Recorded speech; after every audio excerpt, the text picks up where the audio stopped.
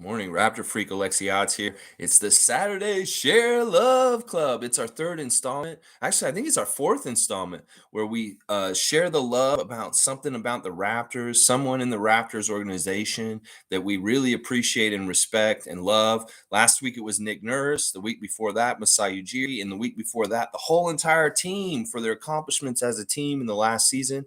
Well, today we're talking about Scottie Wayne Barnes, our number one pick, our first round pick, number 4 pick of the draft last season, who ended up becoming rookie of the year.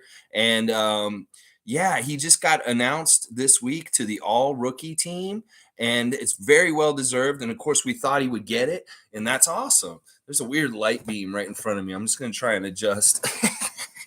I don't know where that's coming from. Anyway, all right.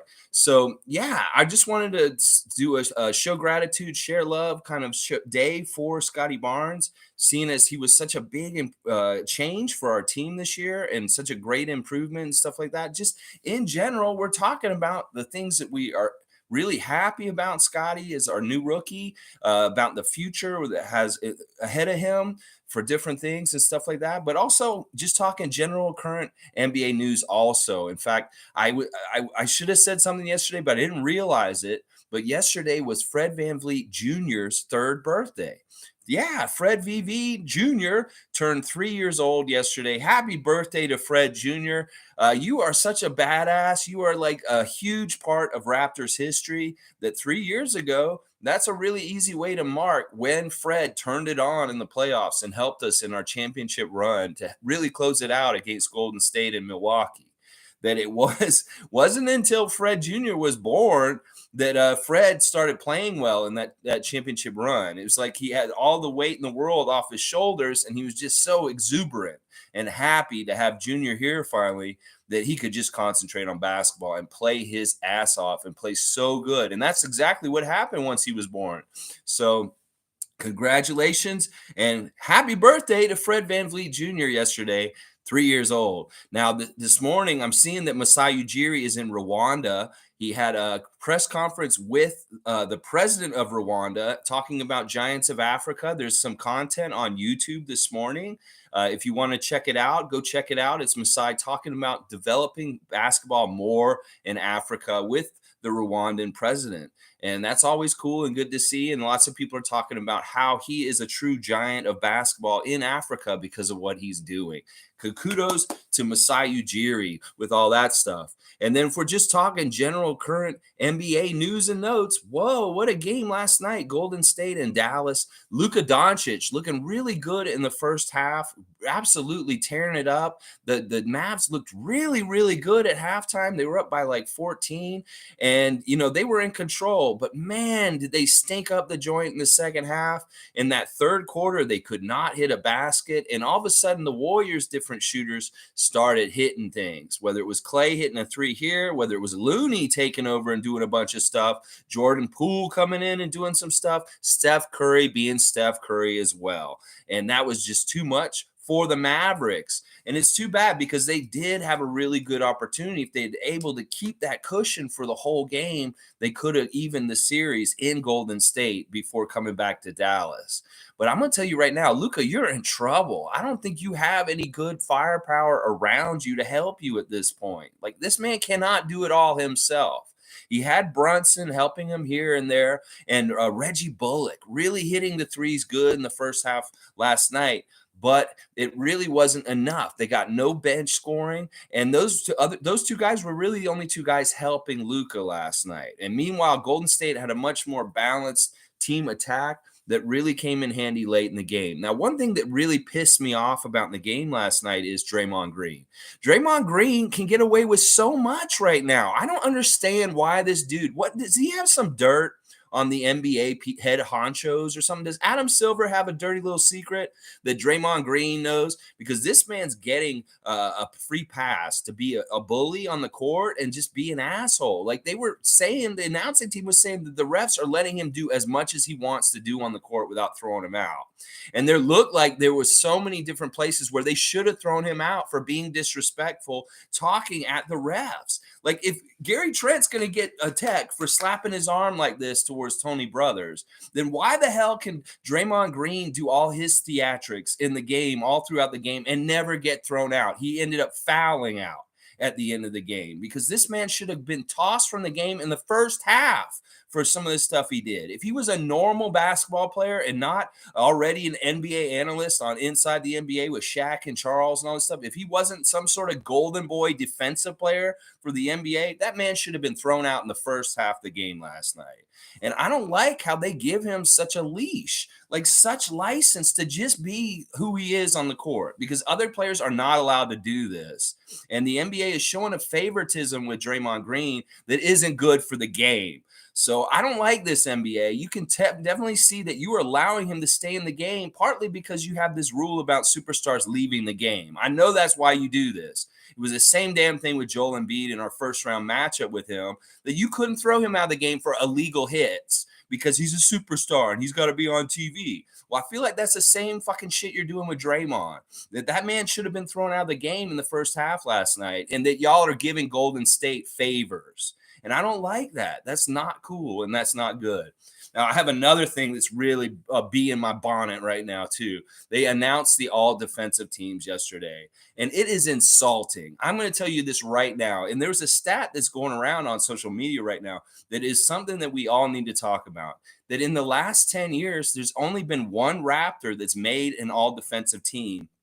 And that was a second team, and it was a Kawhi Leonard in a championship year that made the second team all defensive. Now, does that make any fucking sense with this Raptors team that we've had over the last 10 years? That we have only had one person on the all defensive team, first or second team, in the whole time that I'm talking about, and it was Kawhi in that year? Yeah, it doesn't make any fucking sense, and it pisses me off. And once again, we see favoritism towards a team like the Celtics. They get Marcus Smart in the first team, and then they get Robert Williams in the second team. They get two recognition for the all defensive team. Where is our representative on the all defensive team? Where is our recognition for the defense that we run in our team? Because in the last 4 years, our defense has been pretty badass, other than the Tampa year. That's right. We've had one of the top defenses in the league, and we have not been getting any recognition for it. Now, Fred VanVleet was the closest to getting on the all-defensive second team, and he got beat out by Matisse Thybulle. What the fuck is this shit? Thybulle is a role player off the bench. He doesn't even score. He's like, Philly fans saying he should have been first team all-defense. Fuck that. Thybulle is a scrub. Thybulle is a role player. He is not deserving to be on the defensive teams. You need to have a player that's two ways, just like Fred VanVleet, because he's working at both ends and he's doing things at both ends. It's absolutely insulting. Fred VanVleet should have been on the all-defensive team over Matisse Thybulle. This man had no business being on there. The amount of games that he played this season and where he was jumping in and out of the starting lineup and all this kind of stuff, he's only getting it because of a reputation from years before Matisse Thybulle getting on the second team all defensive. It's absolute bullshit, and it pisses me off. And the fact that OG Anunoby just gets a couple of votes each year and he never actually gets any recognition for his defensive play is also criminal. But I did like to see that Scottie Barnes got some votes for defensive team. That is a really good sign in some ways. But NBA, get your head out of your ass and start rewarding the Raptors for their good defensive players, because this is way too long and not enough recognition. Because honestly, we should have had OG already get on the defensive team before. And there's other people on this team that have played really good defense in different years that they needed the recognition too. So stop being biased with the defensive team for the Raptors. You better put a Raptor on an all defensive team next year if we show the same kind of excellence and same kind of defensive power that we have on our team, because you're just shafting us at this point. Tom Duke is here. He said, reason I love Scotty Roy is he is the evolution of basketball, and we have him leading us into the future. Good morning, Tom Duke, putting it back on the share love club, share aspect that we're talking about today, Scottie Barnes. And we're showing love towards Scottie Barnes and gratitude. And Tom Duke loves the fact that he is the future, that in a lot of ways, this kid in some ways can shape the personality and the style and the whole idea of what the superstars in the NBA will be like, just like Magic and Bird did at the beginning of the 80s.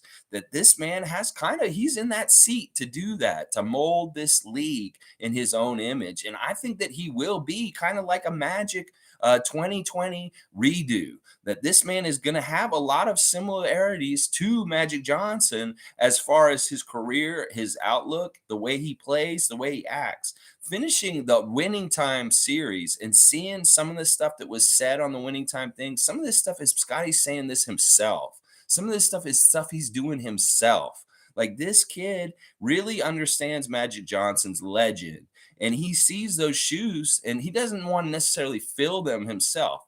But if he's a new version of Magic Johnson in the NBA going forward in the next few years, that he's going to do a really good job with that, honestly, because I'm really excited about it. And I did watch that thing that he was on with Dwayne Wade, and he was well spoken, very, very kind and giving to the rest of the people on the panel, and just kind of speaking here and there when he was called on and talking about what he thinks is going to happen in the NBA and stuff. And it was really interesting that he's talking about on social media when he posts things, they got to all realize that it's gospel. That, like, when you say something on your social media, whether it's on Twitter or on Instagram or anywhere, that the fans will see it and they may pick it up, and then boom, all of a sudden they run with it, like the Big Roy, like the Let's Be Great for, all that kind of stuff that he puts on his Instagram. It becomes reflected, and the fans echo it and parrot it out, and then it becomes a whole part of the zeitgeist of that player. So the player has to be careful about what they write about or what they say, because they could end up with a really weird nickname all of a sudden.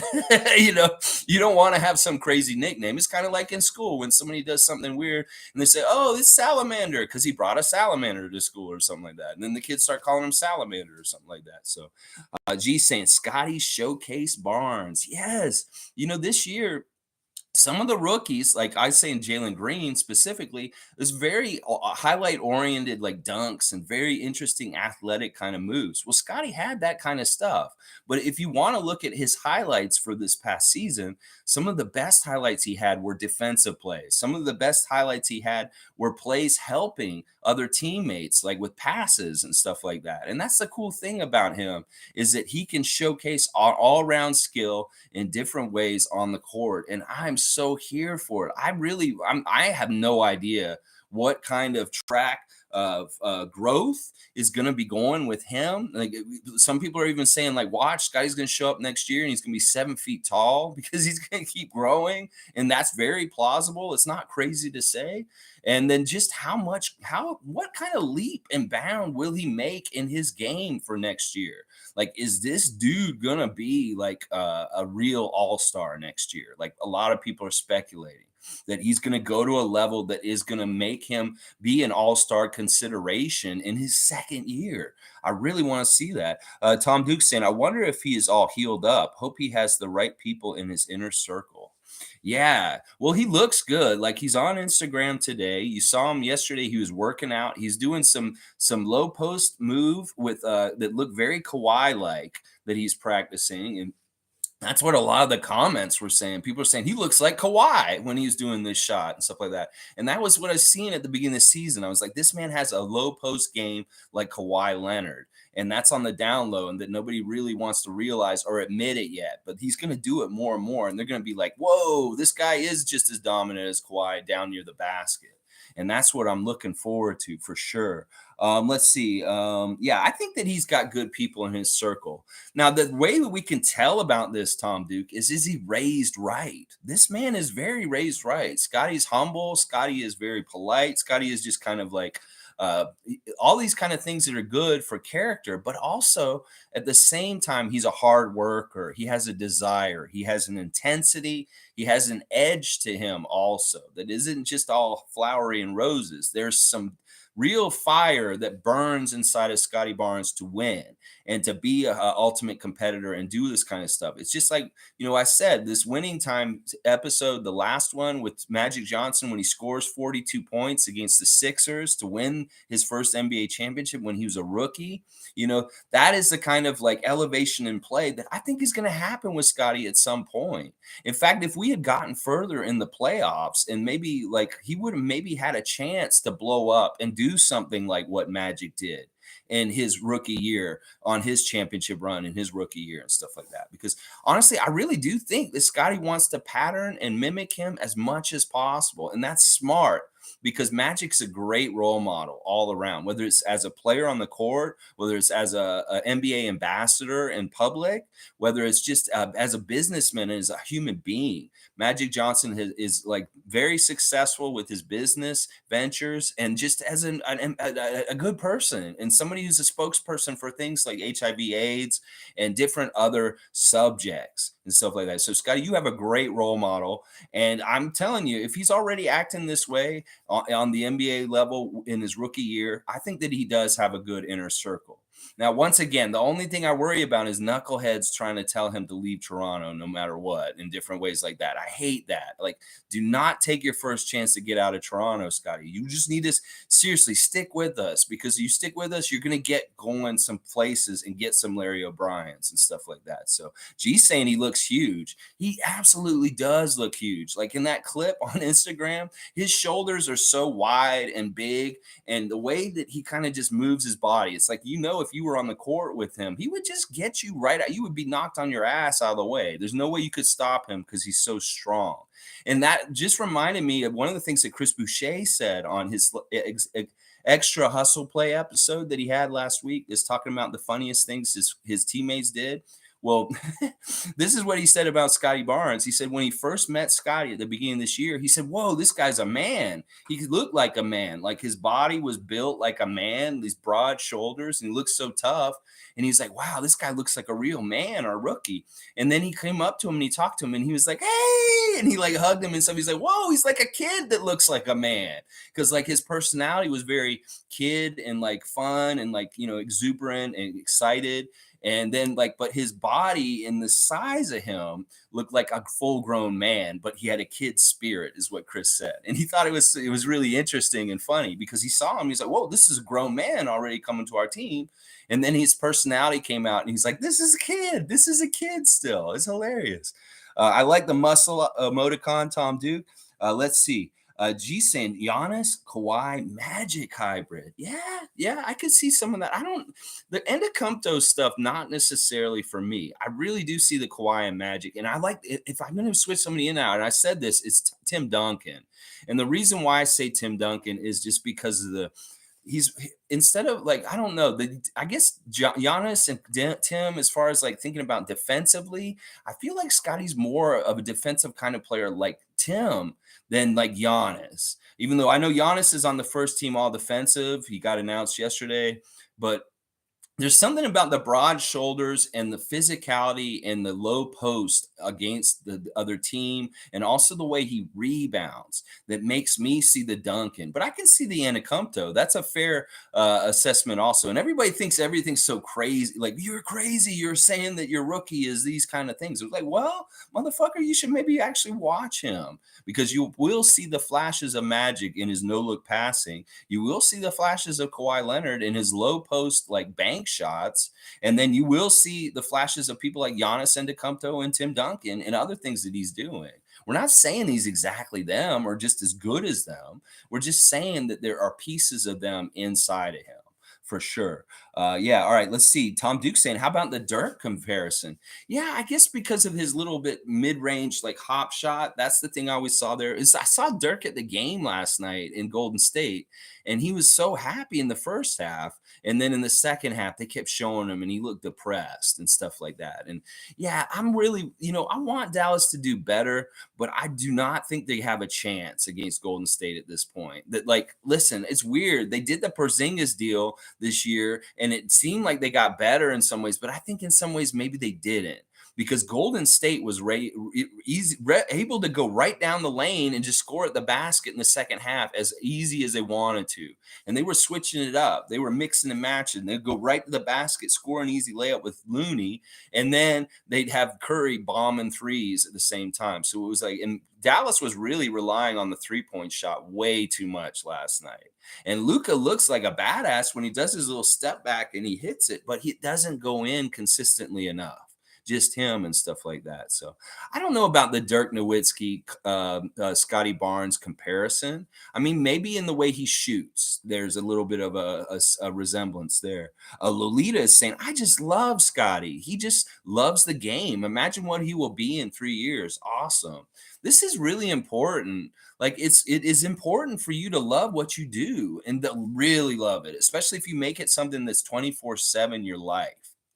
Because you got to be committed to it. You can't be like, a kid and be like, basketball. And then like you turn 19 and you're like, I hate basketball. I'm so sick of it. I don't want to play anymore. You better have that passion and love all the way through. And it is pure and 100%. You can tell with Scotty. He is one of these guys. And I understand this mentality because when I was younger and I played a lot of basketball, I had it too. That you just love being out there. You just love playing. You love the teamwork with between you and your teammates. You love seeing other teammates succeed and you helping the team win. Also, you love the competition. You love the sweat. You love the getting up and down the court, all that kind of stuff. That is just a pure love of the game. And this is something that is shared by the very best in the NBA. You have to love and respect the game. Some guys use the game as a vehicle, or they use it to make money, or they're not really in love with the game. They're good at it, they're talented at it, but it's not necessarily something that they have a passion for like some other people do. And you can tell that when there's somebody who's not as committed to playing and winning for their team and stuff like that. But you can tell the real ones, the ones that really love the game, and they're the ones that get there really early for practice and they want to get going and they're absolutely looking forward to each beat of the schedule. And they're not like dreading, I got to get on another plane and fly to Philadelphia again or something like that. They're loving each moment of it. And Scotty Barnes is exactly that, Lolita. This man is eating up the structure and the whole team life of the Toronto Raptors. He's somebody who thrives on having a schedule and having things laid out ahead of him so that he can go do them, feel like he's accomplished things. And if he has routine, then he can really get into working on his game and the right schedule and just like understanding his body rhythm and how it works throughout the day. That is so important for an athlete. And people that like structure, they don't want chaos in their life. They want to understand when they're going to have this practice, when they're going to go do this media appearance here, the team's traveling here to here, because that's what Scotty kept saying during the season. He loves NBA life. He loves being a part of an NBA team, and he loves the traveling around with his teammates, the camaraderie, and then the getting ready for the game, the playing in the game, all that kind of stuff. It's all so much a package that he is just eating up, and he's thriving and loving it. And that's great. The passion in his love for basketball will carry him so far in this game. It's the same kind of passion and love that Magic had.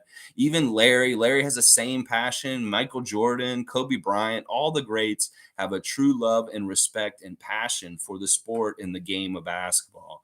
And kudos to them for that. That is so awesome. And it makes me so happy. I wanted to just say real quick, J. Cole. Yeah. He's going to be playing just around the corner here from where I'm sitting right now over at Military Trail. He will be playing for the CEBL for Scarborough basketball team here in Scarborough very soon. That'll be very interesting. I'm going to tell you right now, J. Cole is a very good basketball player, guys. I've seen his highlights and the way he plays and stuff. I mean, other than being a fantastic musical artist, he is a good basketball player. So this very smacks of like Master P all of a sudden again. It's not that he's in the Raptors organization, but he's playing professionally for a Canadian basketball team here in Toronto. And I bet you there's going to be a lot more people going to CEBL games just because of J. Cole's presence on the team this season. Fantastic stuff. And I guess the WNBA starting up, or they have started up because there's a WNBA game on TV today. But get them here in Toronto as soon as possible. Oh my gosh. Now, I want to talk a bit more about Scottie Barnes, of course, because this is the Share Love Club for Scottie Barnes. Some of the things that I really love about Scottie is that he is so open-minded to trying things, and that also that he's, this is the thing. Magic was the kind of guy that could take over like he did to help them win their first championship when he's in his rookie year. But he's also the kind of guy that can take a step back and kind of let his teammates take the shine and the glory and be more focal than him. And that is fantastic. Like a lot of people are already starting the Siakam or Barnes thing. Well, this is the thing. They can both coexist with each other. A lot of it's because of Scotty Barnes's kind of mentality. Like, what is wrong with having a Barnes and Siakam, like a Johnson and Worthy? Because in a lot of ways, that is a similar kind of setup between these two players. That if Scotty Barnes is Magic Johnson, then he could have a James Worthy that is Pascal Siakam. And that's what I see that maybe the roles are kind of going to be like next year. That Scotty hopefully will be more of a primary ball handler and really set up the other guys, and but also pick and choose when he needs to initiate his own offense and carry the water himself. Because that's the way, that's a really good point guard. And Magic was a master at this. Like if he wasn't scoring, he was making sure one of his teammates were going to be scoring for them instead.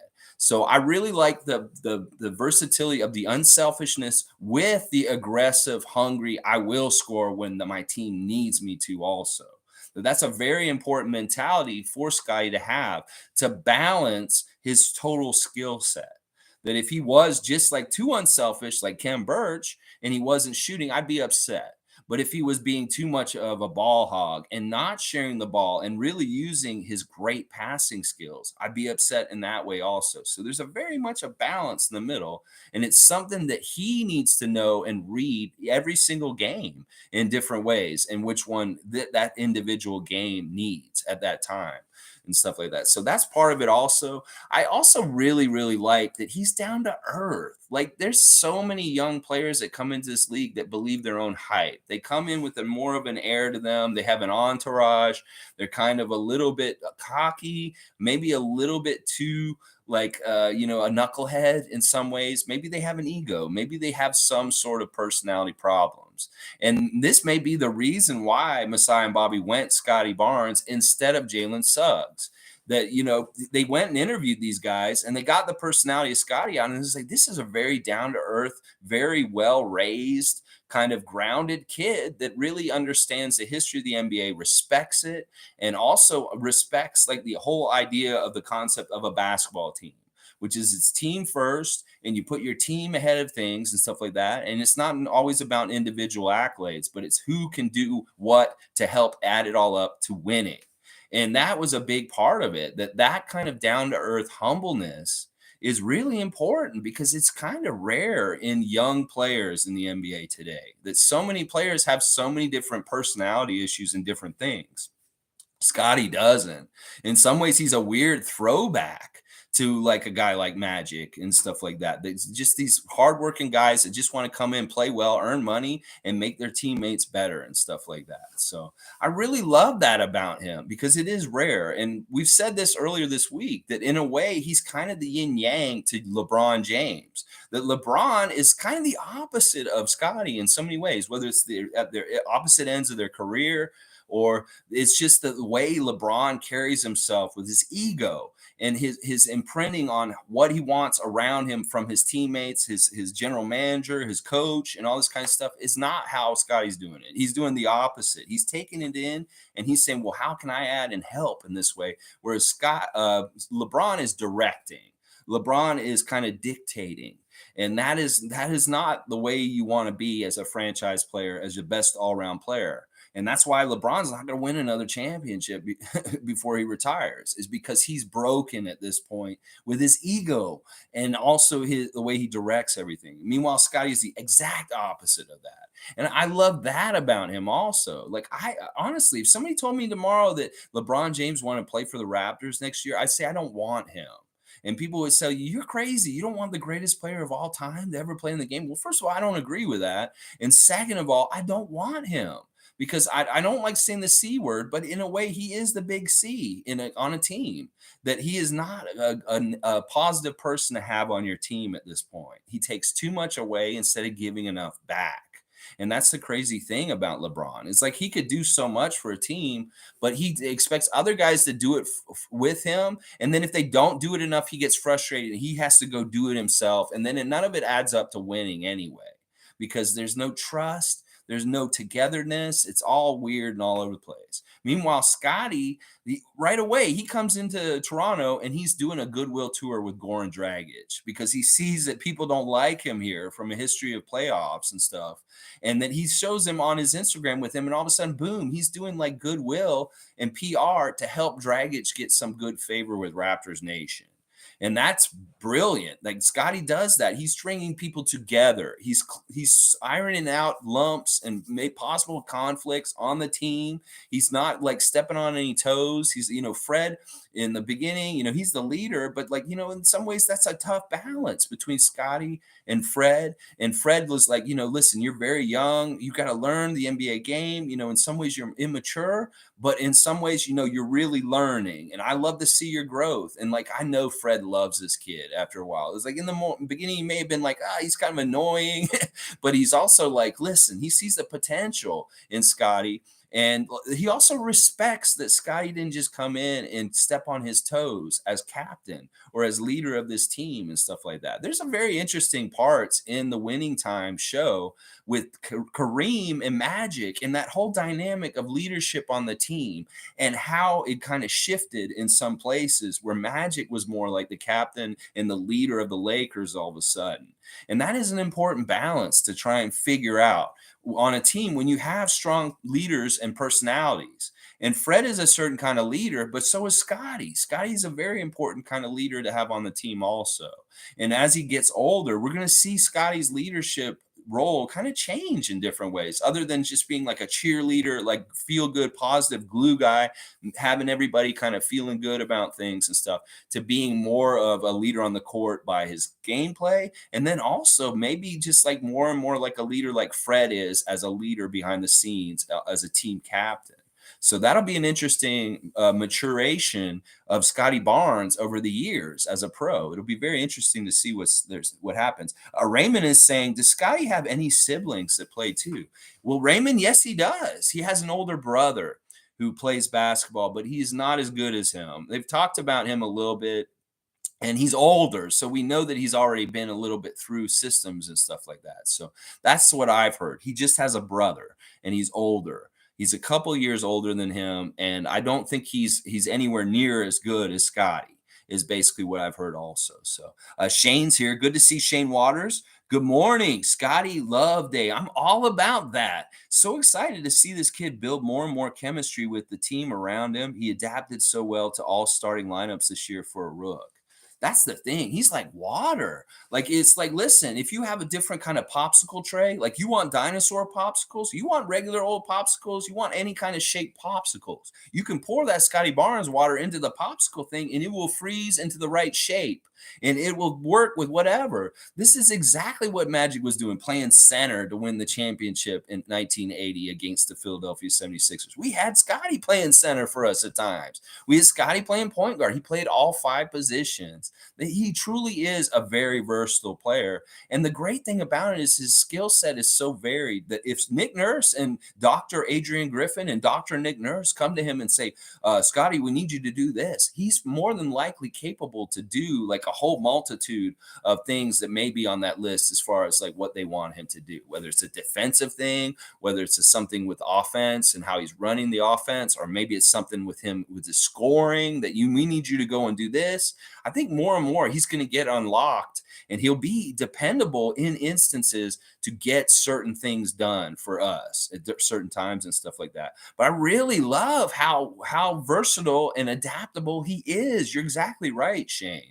And that, listen, that once again, we talk about this last season that the Raptors just had. There were all kinds of weird situations, whether there's no fans in the building, half fans in the building, all the fans in the building, seeing things like, different ways we've lost and won this year, whether it was that really shitty loss in Cleveland when everybody had COVID, or whether it was like really badass wins, 5-game road win streak. He's seen the ups and downs of the NBA season and stuff like that. So he really got a good sampler platter.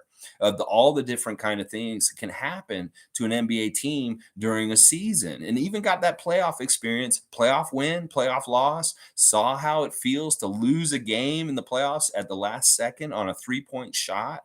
He had all those experiences, and they're only going to inform him for the future and make him even better and better. Like, that's the thing. He's accumulating all this knowledge and stuff, and he's going to have it as a part of his NBA DNA and going forward. And I love it. I love it. You're right, man. I'm so excited about this kid too, and all the different things he's going to do this year coming up. Tom Duke's saying pretty appropriate. Scotty's middle name is Wayne, as in Mr. Wayne equals Batman. Only makes sense. Tom Duke, you're hilarious. Well, remember, Scotty was the Joker for Halloween, and what a great Joker costume Scotty had this year. Let's show appreciation and love for Scotty in his badass Joker costume from last Halloween. He really had the nice the Heath Ledger, the paint like this, and like, he had a perfect Joker costume. That's making me think of that. And then, oh my gosh, but the best Halloween costume from last year was Pascal Siakam's McLovin. I'm sorry. If y'all have seen this picture of Pascal Siakam dressed as McLovin, it is just so hilarious. Oh my gosh, Pascal, you are hilarious. Oh my gosh, so good. But yeah, it is interesting that his middle name is Wayne. Like, can we get his middle name changed to Scottie Wayne Roy Barnes? You know, because it seems like he needs a fourth name now. He needs that Roy in there somewhere. Scottie Roy Wayne Barnes. I don't know, something like that. Scottie Roy. It's got to be in there somewhere. But yeah, getting back to Scott, he's in Miami. He's working out. We see him doing the lifting the weights, see him doing the reps in the gym, and we also see him getting pool time. And that's what we want to see him doing right now. Shane Waters like laughing out loud at Tom Duke. But I'm telling you, the water in the pool where he's at is not as nice as the one where Pascal Siakam is out. Oh my gosh. That pool that Pascal, that water that Pascal is near is so blue. You can tell there's no pollution anywhere near where Pascal Siakam summers in the islands. And like even where Scotty is, I'm sorry, you're in Miami. You can see that haze and that grossness in the sky above the pool there. But where Pascal is, it's pristine. Holy crap, it's beautiful there. I'm trying to think if there's other NBA kind of news stuff with the Raptors. Chris Boucher's been very active on Instagram and stuff like that. He had a funny post yesterday talking about it's something like you have to think about it until you have to think about it, and then when you have to think about it, you're like and it's like Kermit the Frog or something like that. I was trying to read into it. I think it has to do with his free agency. Because it's kind of thing where it's like Chris didn't want to think about his free agency all year while he was playing. And it's just kind of like he's on autopilot. I'm a Raptor. I don't give a shit. And now it's kind of at this point where now he has to face his free agency and look at it. And it's like, I think that's what that meme was yesterday, where he's saying these, like, you don't think about something forever and then it comes and you have to think about it. And it's like Kermit holding his head like this. So I think that he's at this weird crossroads with himself where he really has to soul search about his future in the NBA and what's going to be coming for him.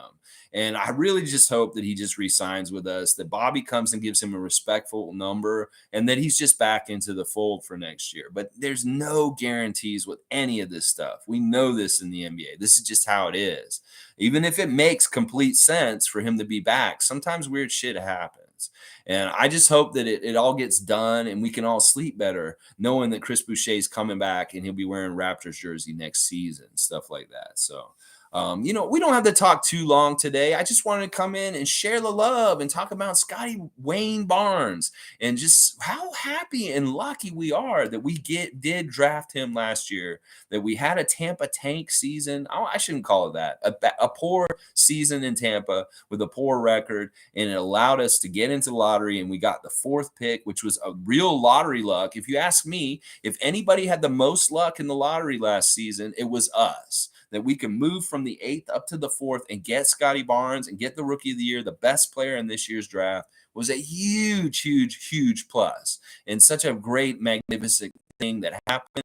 And kudos to Bobby Webster and Masai Ujiri for steering the ship and having the guts to go against the grain and even our own fans and the NBA experts and pick who they wanted to pick. because they know what they're doing. And if there's any new case to show that we should trust in Bobby and Masai, it's drafting Scottie Barnes last season and what has happened since. That is just a pure example of trusting in Masai and Bobby and us getting good things to happen. Oh yeah. Shane Waters is saying, what you think is a good number for Boucher? 13 to 14 million a year? I think so. I think that it's going to be right in between 10 to 15, somewhere in there. And that maybe 13 is the sweet spot. Maybe this man needs to get 13 million a year for Chris Boucher. And, that's great. Honestly, I don't mind paying him that for that much and stuff like that. But, there's a lot of weird, interesting things going on. Mobamba is looking more and more like he's going to be cut loose by Orlando. And it's looking like the Mo Bamba thing could really come into fruition for us with the Raptors. And I am so for this move. I know that superfan Monique is a huge proponent of us getting Mo Bamba for next season. And I am too. You can count me in on that camp as highly. I will sign off on this as a fan for Mo Bamba coming to Toronto next year. Raymond saying Chris Boucher was the only one who showed up in last game 6. He stays. Yes, Raymond is right. He was our best player in game 6 against Philadelphia, the game we lost, the game where nobody else showed up, but Chris did. And that's a testament to him and his growth. Because if you think about it, he came to the Raptors our championship year. He barely played that year. And then the next year, he didn't play a whole lot either because it was kind of like still Mark and Serge and things that were going on in the pandemic year. And then in the next year, he got really heavily relied on in the Tampa year. Like he got major minutes. He was like starter minutes, and he had good results, but also kind of like he was very inefficient because he was overused. And then he had to figure it out this year, where he had to go from not being so heavily used to being more efficient in shorter bursts. And he figured that out. And a lot of it had to do with him becoming a role player off the bench, offensive rebounder, and some threes here and there and stuff like that. And that was really important change in Chris's game. And I'm really happy that he found it, and he's more comfortable in it. I think honestly, he found himself in his more comfortable NBA skin in his role as it developed over the year. In the beginning of the year, he was not comfortable, and it may be the whole pressure of trying to fit a square peg into a circular hole. That he was not going to be some sort of go-to guy, like regular rotation guy, like somebody like I don't know, well, Precious, kind of, I guess, is a good example. Like, not a scorer kind of guy, like somebody heavily relied on, but somebody just hustle guy, a guy that we need to get on the boards and stuff like that. And he did that really well. He changed into that kind of player really well by the end of the year. And listen, if he had not made that switch over this season, he was still trying to force that square peg into the circular hole the whole year, then we may not be interested in resigning him or having him back this season. That if his season had gone like it did in the beginning of the year for the first month throughout the whole season and nothing ever changed for him, then I don't think we would be interested in him this summer. So he did the right thing in adapting and changing his role to still being attractive and being a valid and important player that we want to have on our team. So kudos to Chris Boucher for having the maturity and the wisdom to change his game as the year went on to fit the Raptors better. Shane Waters is saying, very true, Raymond. They all showed up for the first 3 minutes. Then OG got put on handcuffs with 2 soft fouls, much like Fred did in game 1. That's right. Yeah. The refs put OG out of the game. And what happened then was that he had to sit because of the foul trouble. And when he came back in the game, he was never effective after that. And that was a huge blow to our ability to try and overcome Philadelphia in that game. It sucks. It really does suck. We really just got to be badasses. We got to be as good as we can. Like watching that game last night with Golden State and Dallas, the refs totally have an agenda. They obviously do.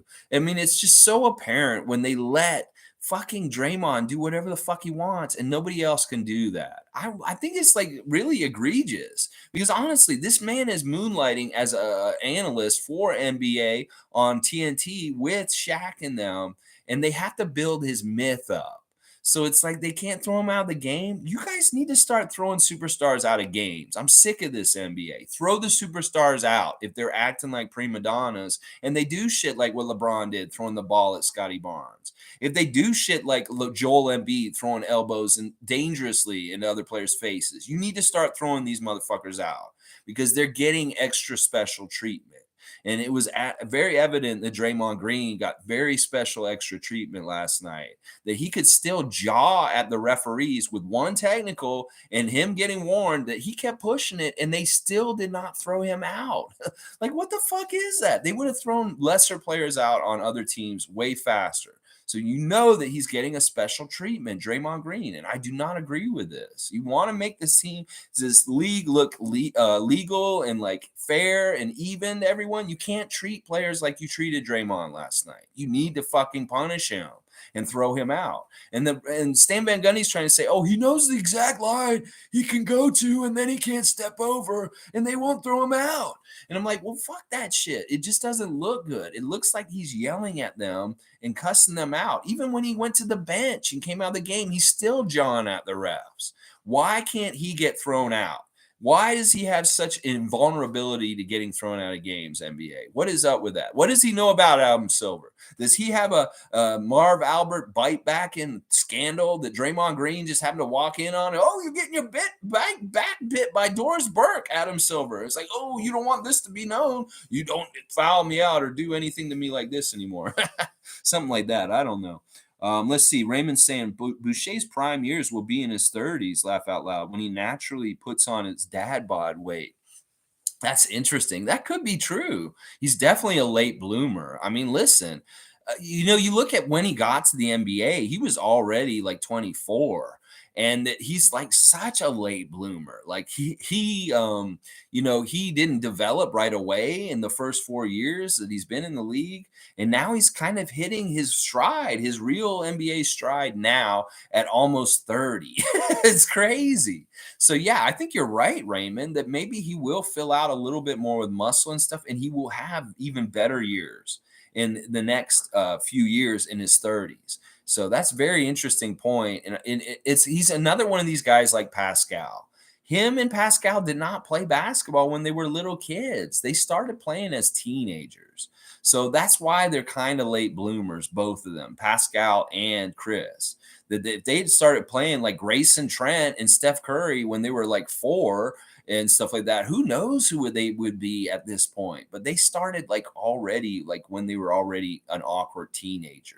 And that's the interesting thing about Pascal's growth being so fast. Is the man's only been playing basketball for 10 years, and 6 of them have been in the NBA. That's absolutely insane to me in some ways and stuff like that. So Shane's saying, haha, I don't know if the Slim Duck could ever gain that weight, Raymond. I think Shane's right too. Because like, honestly, I know I have the same kind of frame as Chris Boucher, and I'm like almost 50, and I still don't have enough weight on me in some ways. So I can totally relate to trying to put weight on in a healthy way and like not having any success because your metabolism is so fucking crazy fast. And that is really what happens with Chris. So who knows?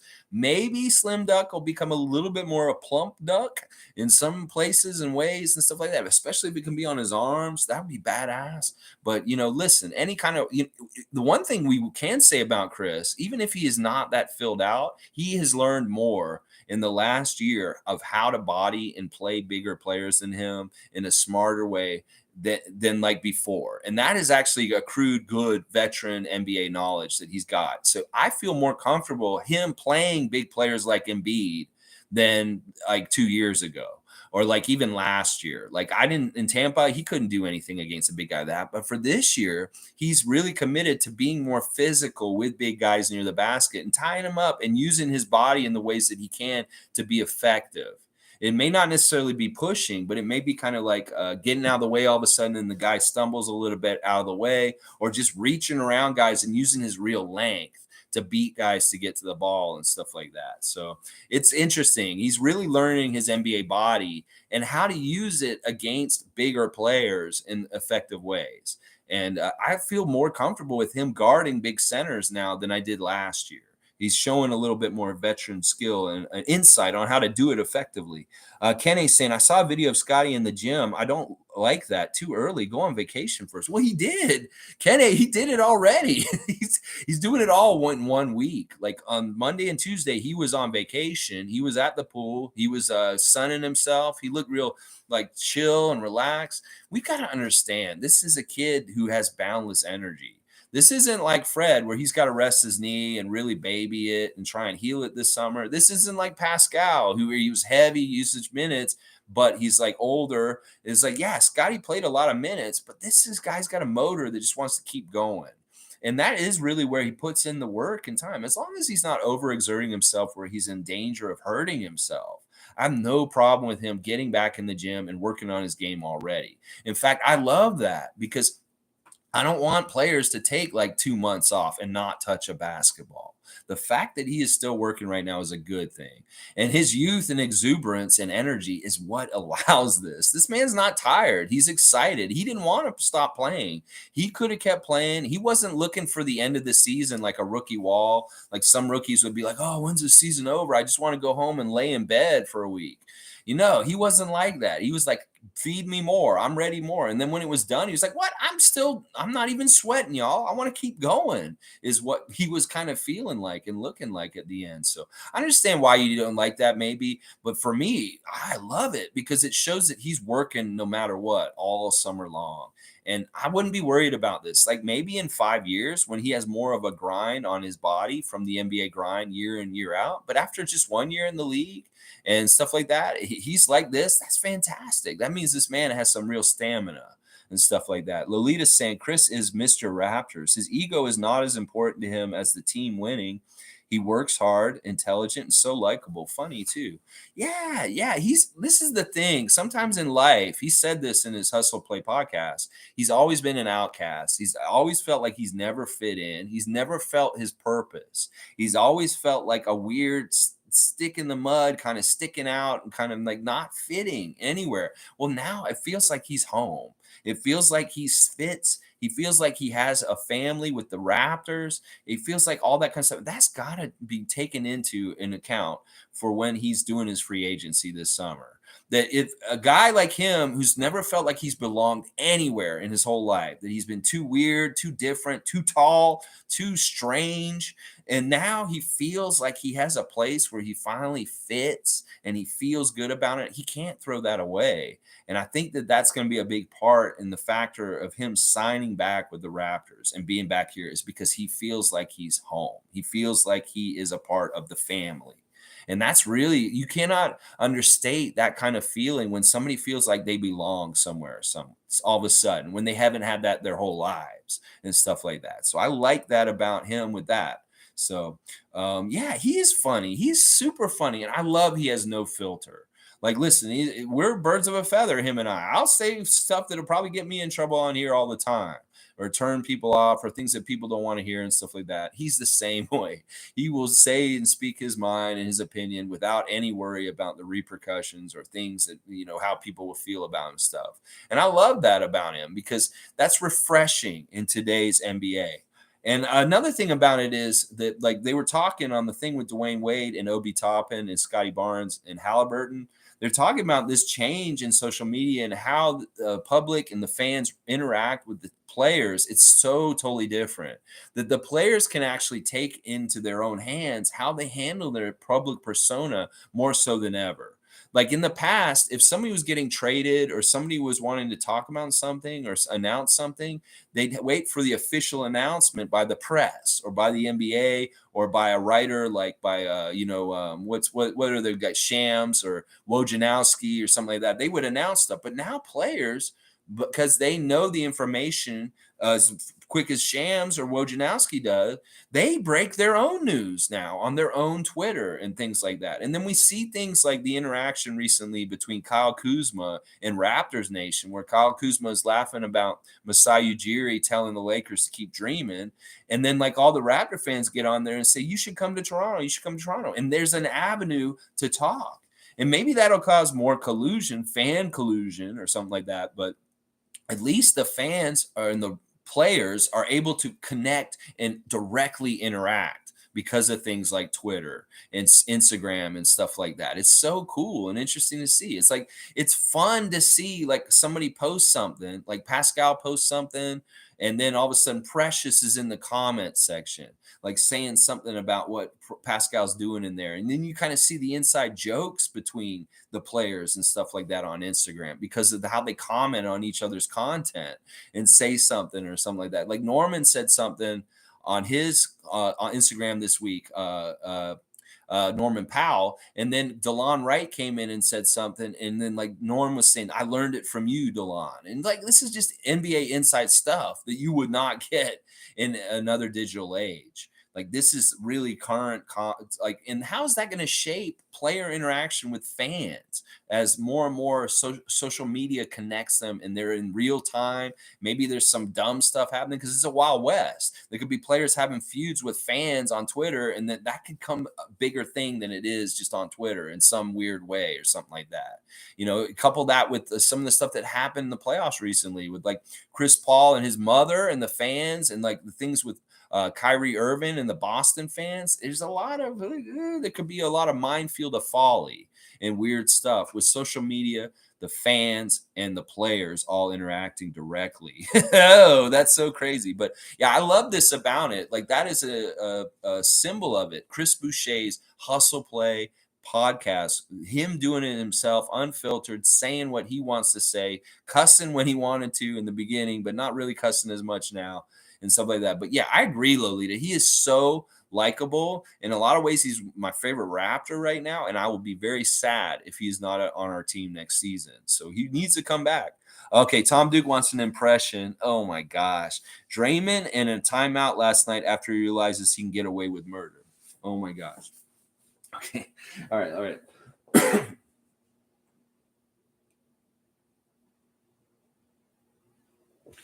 K Fitzgerald. K Fitzgerald. You know that wasn't right.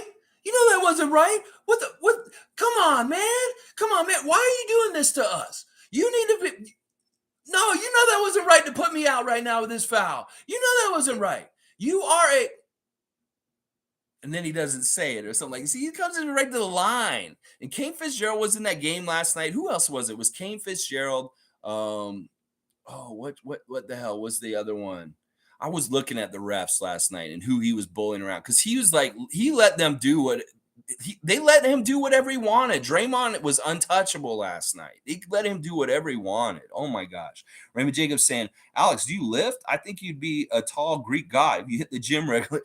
No, I don't. I've never in my entire life. You're probably right. If I'd actually activated my muscles and started lifting, because like my brother does, and he's pretty strong. Like he's got these crazy shoulder muscles. My dad was telling me about him the other day. My brother played in this golf tournament last weekend, and he didn't do it last weekend, but he's so strong that he can hit a par 3 hole in one.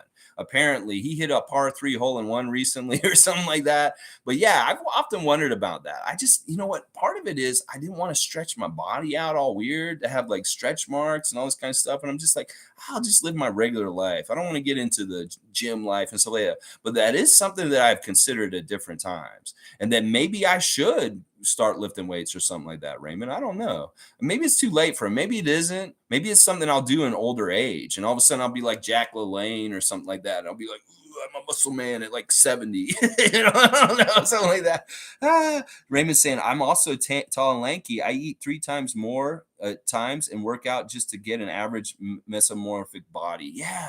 Yeah. Those are the different things. It's like ectomorph, endomorph, mesomorph, stuff like that. Yeah, I can eat like a horse, and I just don't put anything on. I can eat like 4 or 5 servings a meal, and it just goes. I just burn it up right out and stuff like that. So yeah, I don't know. I don't have any like desire to be like a big, huge like muscle man kind of guy. I've always been pretty strong already, and like most people won't mess with me anyway because I'm 6'4". But yeah, I don't really, it's not my thing. I mean, I don't know. I've worked jobs where I've had to lift a lot and I've gotten really big because of that. Like I was a bar back in downtown Toronto for many years. Like that's one of the best careers I did here in Toronto was I was bar back at the Velvet Underground. I was a bar back at Betty's on King, and I used to have to lift kegs like by myself, whole kegs, full kegs, and bring them up the stairs. And around that time, I was pretty damn strong. I'm gonna say at that point, if I was lifting kegs and bringing them up the stairs and stuff. But yeah, it depends on the jobs I've had in different times. Like when I was DHL driver, I was carrying a lot of heavy stuff also at that time too. So Lolita's saying before he started his podcast, he asked for permission to the Raptors management because he says he doesn't have a filter. I love Chris' podcast. I love, oh, Lolita. Yeah, he probably did have to ask permission, and he did get some feedback after that first episode. If you noticed, you watched the first episode of Hustle Play, Chris Boucher is cussing left and right. And I guess he got reprimanded by Yahoo Canada or whoever they're putting it out. And the fans are saying, why do you have to cuss so much? And even people have come in here and told me, why do you have to cuss so much? And I wonder about it at times. I mean, I have a career in radio that I did for a long, long time where I know how to not cuss when I'm talking and stuff like that. I've been very good and FCC compliant. It's just that I wanted this channel to be more of a filterless channel where I could just absolutely be myself and say it with the passion and the words that I want to say and not be, censored. And Chris is the same way. But after that first episode, you saw him. He came in the second episode. He said, yeah, some people saying I cuss too much. And he's like, and then you didn't hear him cuss as much anymore. Like he may cuss maybe once or twice on Hustle Play, but in the first episode, he was cussing left and right. It was crazy and stuff like that. And there was a period during the season, this past season, where I was cussing a lot. And it was usually more about because of like things that were happening to the Raptors were pissing me off, or just like I just felt like going off on somebody like LeBron or something like that. And I just like colorful language. But then like somebody came in, like a viewer, and they said, why are you cussing so much on your show? You don't have to do that. And I was really trying to think, well, where's the balance between me being myself, unfiltered, uncensored, and then also like being professional and not turning people off because I am cussing too much? So I'm kind of trying to seek that balance. And maybe it's something that I don't, because there are days where I will cuss a lot on this show.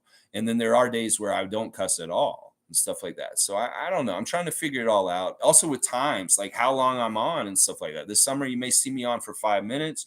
You may see me on for 10. You may see me on for 15. You may see me on for 2 hours.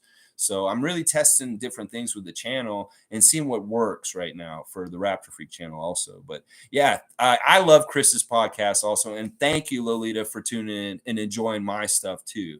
That I really do appreciate that. But I could see him having to get permission, and they probably may have gotten in a couple of times trouble. Like when he told this story about Malachi Flynn the other day, I was like, man, maybe you shouldn't tell that story because it's kind of like locker room like code is you keep team stuff in the locker room and you don't tell all the business of the team to the public.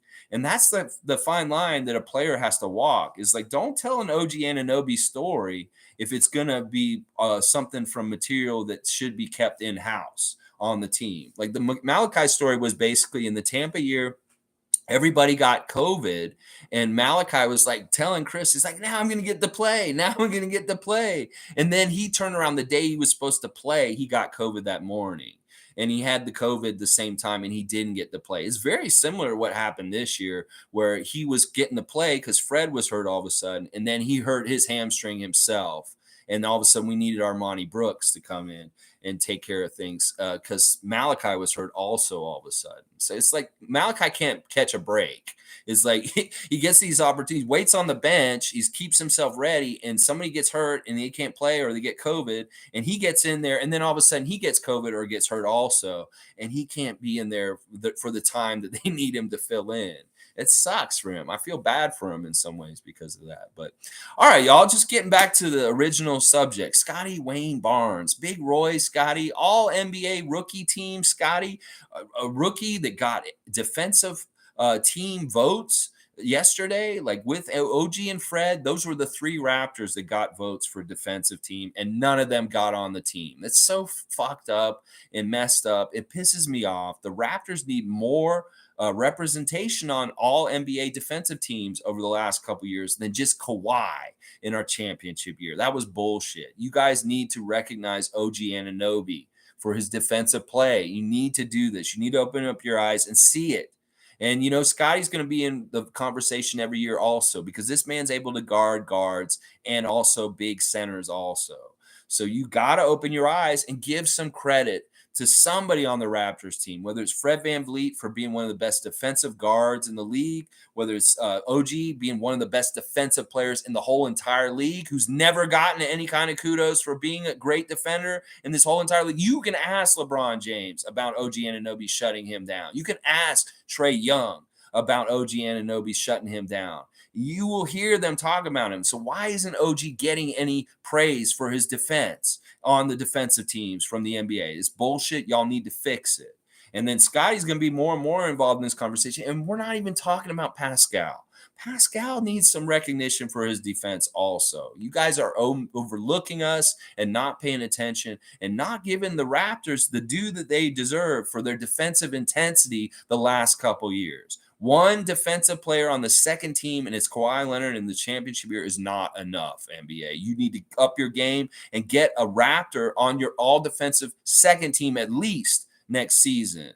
And you better give us that. Oh, my gosh. Marlon Toby is here. Good morning. I heard Jalen Harris is back in Toronto. Yeah, he came back. Let's see what happens. Hopefully, he's getting reinstated. He's getting put into our summer league, and he's going to be in our programs this summer and get a chance to play himself back on this team. But that's the thing. He has to play himself back into a spot. His spot has been given up and given to somebody else. Now he has to come back and earn it and get one back from somebody else, because he wasn't necessarily in the plans for sure. We didn't know he was going to show up this week and say, hey, I do still want to play in the NBA. I do still want to play for the Raptors, and I am trying to overcome this 1-year drug suspension that I had that just ended.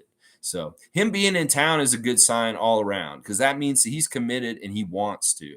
And I like that. I like that. I want to see him. I love redemption stories. And if Jalen Harris can come back and be one of these great shooter scorers off our bench that we need for next season, I'm all for it. All right, y'all. Thanks for being here. Marlon, Toby, Lolita, Tom, Raymond, everybody. I appreciate y'all. Shane, let's go Raptors. If you like anything I said today, please hit that red subscribe button. And if you feel like liking or commenting or sharing me anywhere else, I was crazy. I was on Twitter looking for Raptor news, and all of a sudden I came across some copy on there, and it sounded just like something familiar. And I was like, oh, I wrote that copy. And then I clicked on it, and it's like there's a man who posted me on Twitter, and I found myself on Twitter. I'm like, whoa, somebody posted me on Twitter, and I found myself on Twitter when I was looking for Raptor news. It was kind of a weird circle. I was like, wow, thank you, Twitter person, for posting my stream from the other day on Twitter and stuff like that. So anything you guys want to do to help me, or you want to share it somewhere you know people would appreciate, or discovering the channel and talking daily Raptors every day at 9:30 a.m. Eastern time. Every single day of the offseason, we're going to talk about the Raptors and just keep up with what's going on, because there's no offseason anymore with the Raptors. We are keeping up to date. This is a championship level kind of team, and we need to keep up with all the new stuff that's happening day in and day out. And that's why I'm here every morning, and I love talking about Raptors with you guys. I bring you information. You guys bring me information, and we share it, and we learn more and more and stuff like that. All right, Tom, dude. I love your little dinosaurs there. Raptors. Go Raptors. Cheers to you, Tom, dude. Y'all have a great Saturday. Get outside and have a good time and enjoy a nice long weekend here in Canada. Happy Victoria Day, and all the best to everybody. Have a great Saturday, and let's go Raptors.